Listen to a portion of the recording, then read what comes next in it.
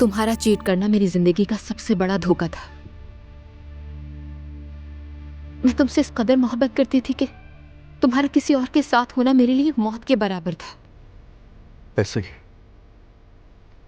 मगर उस सब में मेरा कोई कसूर नहीं था। मगर उसने मेरी जिंदगी बदल दी असलान।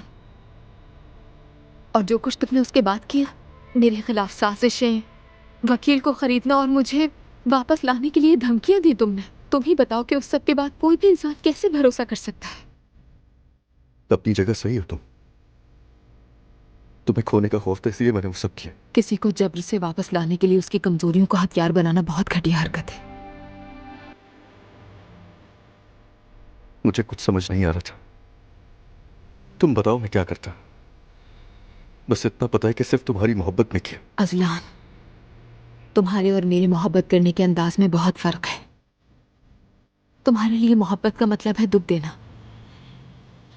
अगर जवेरिया ना होती तो मैं एक लम्हा भी यहां न रुकती।